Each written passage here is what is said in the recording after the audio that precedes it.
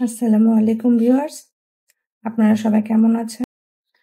আমি আজকে আপনাদের মাঝে নতুন একটি ভিডিও নিয়ে হাজির হয়েছি। দেখতে পাচ্ছেন এখানে আমি 4টে ধুন্দুল নিয়েছি। সো ঝটপট আমি একটা ধুন্দুলের ভর্তা রেসিপি আপনাদেরকে দেখাবো আজকে। তো চলুন শুরু করা যাক। তো আমি এই ধুন্দুলগুলো এখন পিলারের মাধ্যমে খোসাগুলো ছাড়িয়ে নিব। আমি খোসা ছাড়ানোর পরে আবার ফিরে এলাম। তো এখন আমি এই ধুন্দুলগুলো চিকন চিকন করে কেটে নিব। তো দেখুন আমি ধুন্দুলগুলো কিভাবে কেটে নিয়েছি। মাঝখান দিয়ে এক ফলা দিয়ে চিকন চিকন করে কেটে নিয়েছি।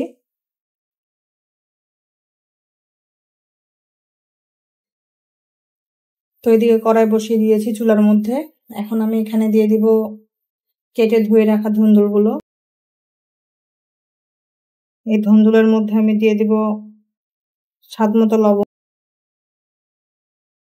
আর দিব 1 চা চামচ পরিমাণে সরিষার তেল। ভালো করে মিক্স করে নিব লবণ আর তেল ধুন্দুলের সাথে। এখন আমি ঢাকনা দিয়ে ঢেকে দিব আর ঢাকনা তুলে কিছুক্ষণ পর পর ধুন্দুলগুলো নেড়ে দিব। আর এখানে কোনো পানি দিব না, ধুন্দুল থেকে পানি বের হবে। এখন ঢাকনা দিয়ে ঢেকে দেব সিদ্ধ না হওয়া পর্যন্ত। সঙ্গে থাকুন। সিদ্ধ হওয়ার মতো পর্যাপ্ত পানি বের হয়ে গিয়েছে ধুন্দুল থেকে। আবার আমি ঢাকনা দিয়ে ঢেকে দিব।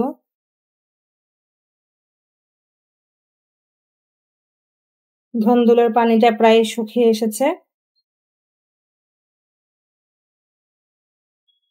এখন একটু শুকনা শুকনা করে ভেজে নিব। তো দেখুন পানিটা একেবারে শুকিয়ে গেছে। এখন আমি ধুন্দুলটা নামিয়ে নিব।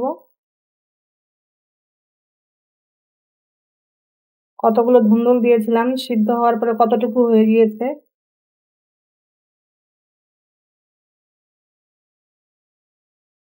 এখন এটা আমি নামিয়ে ফেলবো। তো ধুন্দুলগুলো আমি এই বাটিটাতে নিব, সিদ্ধ ধুন্দুলগুলো। এই বাটিটাতে নেওয়ার কারণ আমি এখানে সবকিছু দিয়ে ম্যাশ করে ধুন্দুলের ভর্তাটা বানাবো। এদিকে চুলায় আমি কড়াই বসিয়ে নিয়েছি, দিয়ে দেব সরিষার তেল।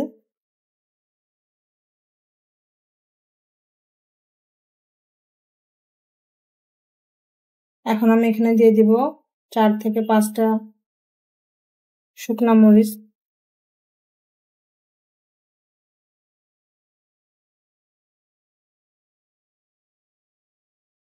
যে যেমন ঝাল খেতে পছন্দ করেন ঠিক সেভাবে ঝাল বুঝে মরিচ দিবেন। এরপরে আমি 3 থেকে 4টা কাঁচা মরিচ ভেজে নিব। কাঁচা মরিচগুলো আমার ভাজা হয়ে গেছে, এখন আমি তুলে নিব।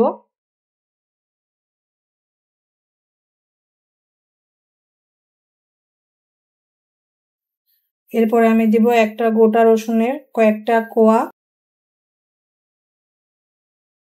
ভালোভাবে লাল লাল করে ভেজে নিব।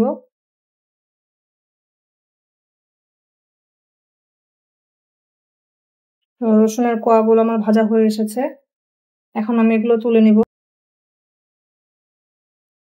এরপর আমি এখানে দিয়ে দিব বড় সাইজের একটি পেঁয়াজ কুচি করে কাটা।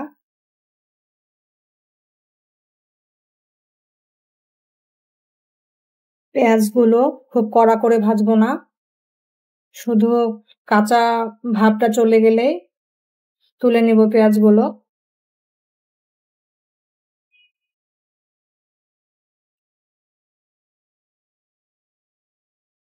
পেঁয়াজগুলো এখন তুলে নিব আমি। তো এখন আমি ভর্তাটা সবগুলো পেঁয়াজ মরিচ আর রসুনের সাথে ভালো করে চটকিয়ে মেখে নিব। অবশ্যই আপনারা হাত দিয়ে মাখার চেষ্টা করবেন। তো প্রথমে আমি নিয়ে নেব এখানে শুকনো মরিচগুলো। আর এতে নিয়ে নেব আমি স্বাদ মতো লবণ,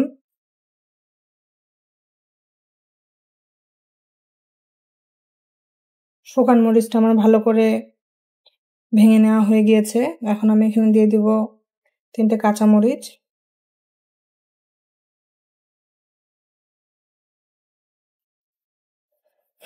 এরপরে নিয়ে নিব আমি রসুনের কোয়াগুলো,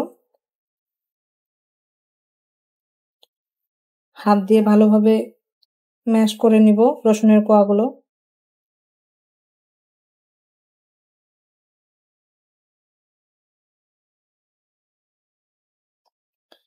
তো রসুনগুলো আমার ভালো করে ম্যাশ করা হয়ে গিয়েছে। এরপরে দিয়ে দেব আমি ভেজে রাখা পেঁয়াজগুলো। আপনারা চাইলে এখানে ধনিয়া পাতাও দিতে পারেন, আমি এখানে ধনিয়া পাতাটা স্কিপ করেছি। এখন আমি দিয়ে দেব এখানে সরিষার তেল 1 থেকে 1.5 চা চামচ পরিমাণের। সবগুলো একসাথে মিক্স করে নিব। আপনারা হয়তোবা ভাবতে পারেন হাত দিয়ে না করে বাটনায় বেটে নিলে ভালো হতো। আসলে হাত দিয়ে ভর্তা করার মজাই আলাদা, আর খেতেও অনেক টেস্টফুল হয়। তো হয়ে গেছে আমার ধুন্দুলের ভর্তাটা। পরিবেশনের পরে ফিরে আসলাম। তো দেখুন ভর্তাটা কত লোভনীয় হয়েছে। গরম গরম সাদা ভাতের সাথে খেতে অতুলনীয় মজা লাগবে। তো রেসিপিটি কেমন লেগেছে কমেন্ট বক্সে কমেন্ট করে জানাবেন। ভালো থাকবেন, সুস্থ থাকবেন। আল্লাহ হাফেজ।